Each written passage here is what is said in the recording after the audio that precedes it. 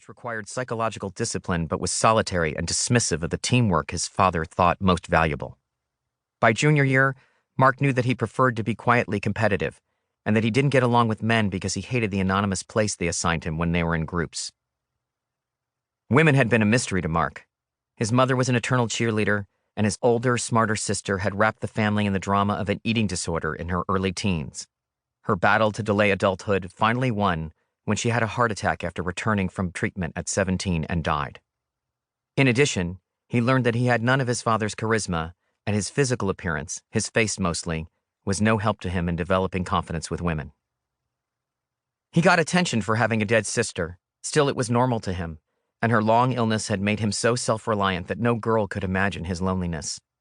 His sister's demise had most importantly made strangers of his parents, as they rarely spoke to him, instead retreating into the mundane, cleaning, painting, and repairing the house so worn down by the failure of their years-long rescue mission.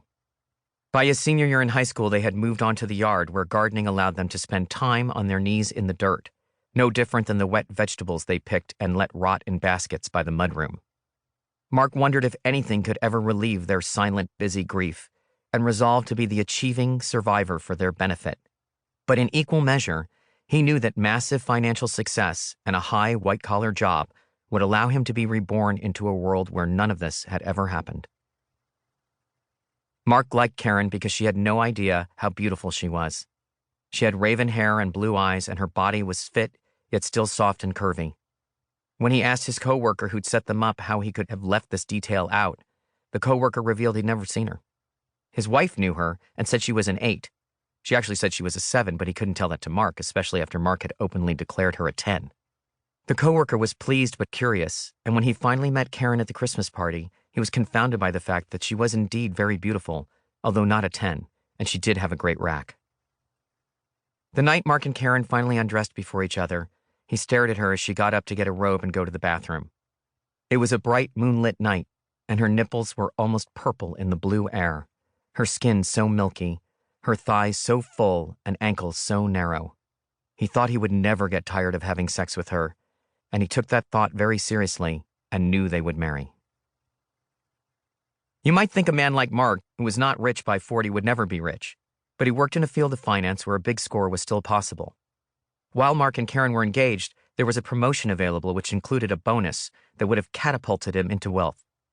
Now that they were a couple and enjoying the social fruits of dining with other couples and the joy of guaranteed company on New Year's Eve and Valentine's, they held the unspoken status of being on the verge of success.